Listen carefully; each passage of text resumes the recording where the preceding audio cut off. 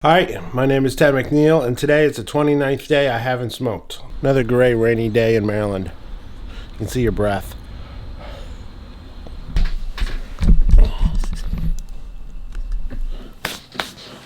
This is me at work. Pretty standard work day. I'm editing a video about a International Beach Cleanup Day. So we're out, the sun's out.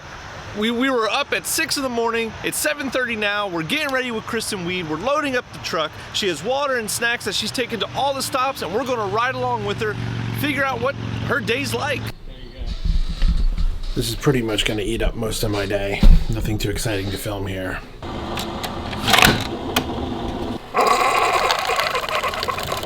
I edited 45 minutes of interviews down to just under 20 minutes. I'm going to take another swipe at it before I leave. All day, stuck in my office. On the counties and stuff, I was like, oh, this is super cool. Like, thank you. So you're all from the Naval Academy? Mm-hmm. And that was basically my Monday, as far as work was concerned. It wasn't true. What I said was, you're saying it's true.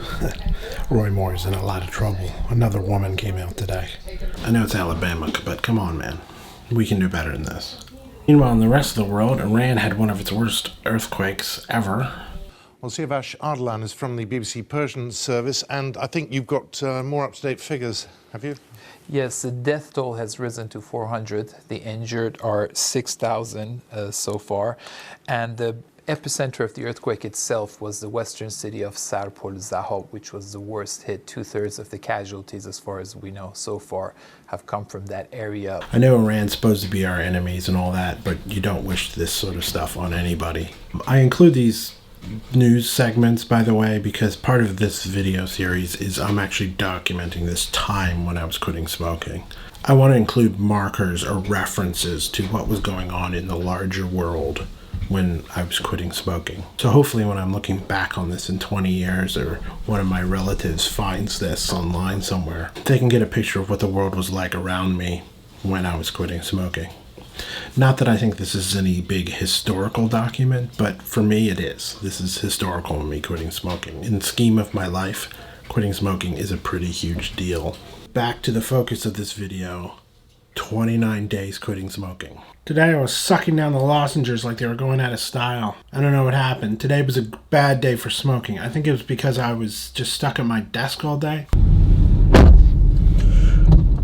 I ran out of lozenges. That's not good. That's what I've been using to quit. It's my NRT, nicotine replacement therapy. So I'm gonna have to go to the shop and buy some more.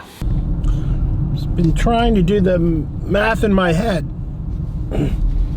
on how many lozenges I've used. Okay, it's no big deal amount of lozenges. I can just run to go to the store and buy some. But because I haven't been smoking for 29.5 days, 29 and a half days, I thought this would be a good time to where I can actually evaluate whether lozenges, nicotine lozenges, are cheaper than cigarettes. I did this in a previous video, but that was only after about a week. So now I've been quitting smoking for a whole month. Now I have a better range to sample from to see what the actual cost of this is. I figured out, since I'd run out of lozenges, exactly how many lozenges I'd used. The number was 236. Then what I did is I took the average price of a pack of cigarette and multiplied it by 30 days. Then I took those two numbers and I subtracted the smaller number from the larger number to see what the difference was. So I saved $156.62 by quitting smoking and using lozenges. That's pretty good. The main thing to remember about lozenges is you don't consume them at the same rate that you smoke cigarettes. If you're a slow smoker, it probably takes you about 10 minutes to smoke a cigarette. You know, fast smokers, it's about 2 minutes. The thing about lozenges, even though they cost more per lozenger, it takes you longer to use them. So if you smoked about 20 cigarettes a day, you'll probably, based on my experience, you'll use about 8 to 10 lozenges a day. Now I'll save a lot more money when I get off the lozenges, but it's a great step in the right direction.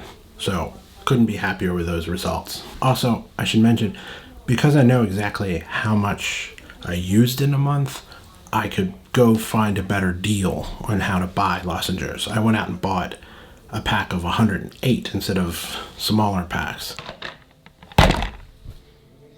So I can save a little bit of money there. It's going to be much cheaper next month because I know exactly how much it's going to take.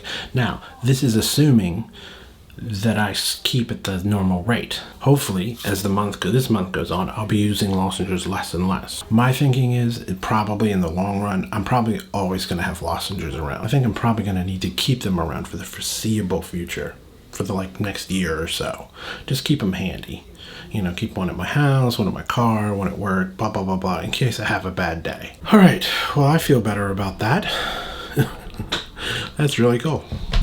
I am saving money. Good to know. All right, well, that's all I have for today. Thank you for watching, and I'll see you tomorrow.